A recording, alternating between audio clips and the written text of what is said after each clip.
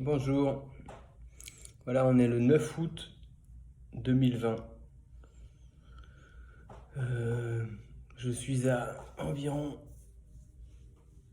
3 semaines ou 2 semaines, je ne sais plus exactement, du début de la seconde chimio. Donc mes globules blancs commencent à remonter. Voilà, j'ai des problèmes de ventre carabinés qui ne se sont pas arrangés jusqu'à maintenant. On a trouvé aucune. On a fini par en trouver peut-être les.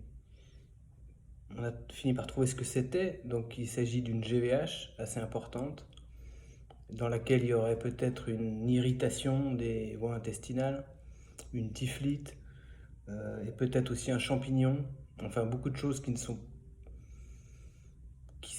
compliquées et coincées les unes dans les autres. Là, quand je vous parle, j'ai mal au ventre. Donc, c'est des espèces de pincements dans l'estomac, dans tout le ventre. Voilà, actuellement, je prends des intocortes, donc c'est des corticoïdes locaux, plus de la cortisone puissante, du Medrol. Voilà, je ne sais pas si ça m'aide énormément. Enfin, si, ça maintient la situation dans un état non explosif, mais c'est pas très rassurant parce que je fais j'ai d'énormes diarrhées, plus d'un litre par jour, ce qui moi me dépasse complètement. Euh, je vous dis, ouais, c'est impressionnant. C'est noir et huileux, ça n'a pas une bonne tête, quoi. Voilà, donc je passe le plus clair de mon temps un peu couché et pas en bonne forme. Voilà, la dernière réponse d'un médecin, ça a été de me dire que on espère que la remontée des globules blancs remette tout en place. C'est vous dire à quel point on est dans un état où ils savent plus trop quoi faire. Enfin, j'ai cette sensation-là. Donc c'est un peu, c'est pas désespérant, mais c'est difficile de croire en quelque chose après ça, quoi. Donc là, j'attends le médecin qui va venir, je dirais, celui qui a la meilleure connaissance du dossier actuellement, parce qu'évidemment, le dossier se repasse d'un médecin à un autre. À chaque fois, il faut qu'il reprenne connaissance du dossier, hein. C'est ça, peut-être dans un gros hôpital. Je crois que c'est ça. Voilà, ça c'est du Saint-Gel. C'est une espèce d'alginate. C'est censé tapisser l'estomac pour protéger des ulcères ou des choses comme ça. Parce qu'à force d'être dans mon état, j'imagine qu'au bout d'un moment, il y a une perforation d'intestin ou un ulcère ou quelque chose de plus grave qui se passe. Et j'aimerais pas y arriver. Et ce que je comprends pas, c'est qu'il n'y a aucune solution euh, qui soit discutée ou même évoquée d'un point de vue juste naturel. C'est-à-dire, juste, est-ce qu'on remange ou pas? Est-ce que je ne mange plus? Je mange comme là-haut, hein, je mange des. Voilà, j'ai mes 3 machines, je mange des poches de nourriture blanche qui sont faites là dans l'hôpital. Donc ça me maintient juste pour pas que je perde complètement mon poids et que je me mette à fondre et que je puisse plus me lever de mon lit. Ça me permet de faire ça, mais personne n'est venu m'expliquer au niveau nutritionnel ce qui se passait.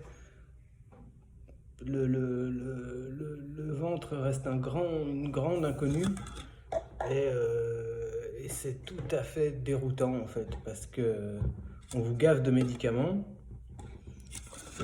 ce qui semble être, bah, c'est la raison d'être, j'imagine, d'être dans un hôpital et tout ça, hein. C'est pas, je conteste pas ça, mais il n'y a aucune réponse d'un point de vue, d'un point de vue du bon sens.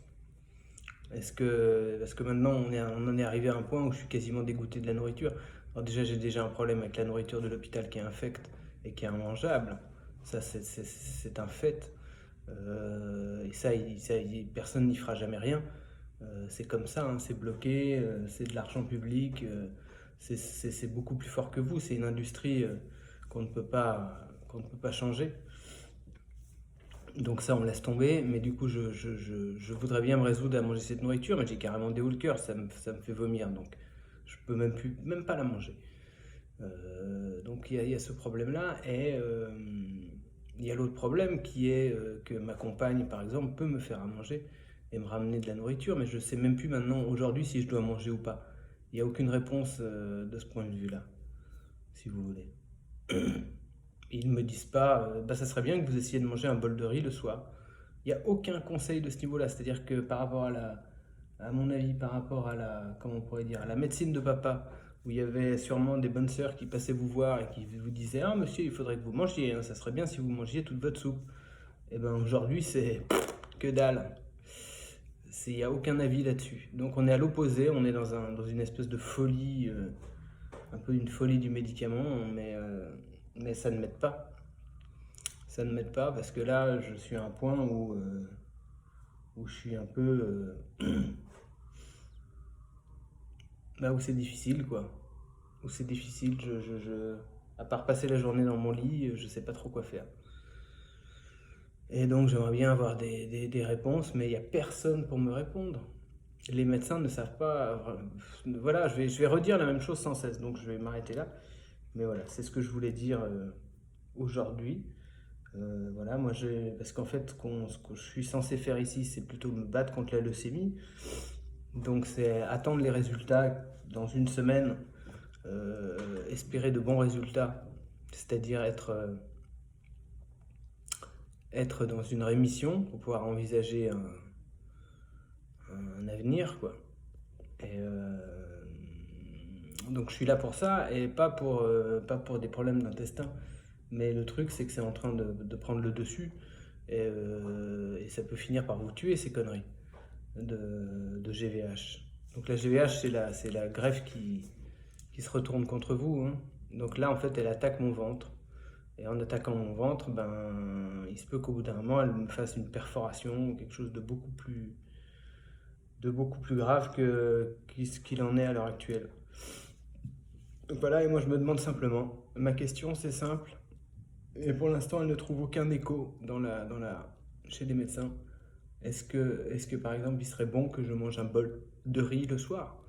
C'est quand même une question qui est pas trop compliquée, mais bon, en fait on en est venu là et je pense que c'est par hasard, parce que c'est à force de prendre des médicaments, vous en arrivez là, c'est pas un mystère. Faut pas se voiler la face et dire oh, on sait pas comment vous avez attrapé ça. Non, non, non, c'est pas quelque chose qui s'attrape, c'est quelque chose qui se fabrique. Et en fait, je crois que simplement, je crois qu'à un moment, il y a une forme de négation du point de vue du point de vue de la médecine, de dire que vous en êtes là à cause des traitements. J'ai l'impression qu'il y a une négation à ce niveau-là. Voilà. Bon, bah, je sais pas trop quoi vous dire de plus. Je mettrai ça sur Facebook à un moment, sur YouTube. Et puis voilà. C'est pas hyper. Je fais pas exprès, hein, il fait juste 31 degrés. Hein. C'est pas que je veux montrer à quel point j'ai perdu des kilos, mais il fait juste 31 degrés dans la pièce, regardez. Voilà, vous voyez? Et voilà, on a la date comme ça. Comme ça, on a la vraie date du jour et tout. Comme ça, vous voyez bien que cette vidéo a été faite à ce moment-là. Voilà, moi je vais bientôt retourner dans mon lit parce que je ne suis pas en pleine forme. À vous les studios.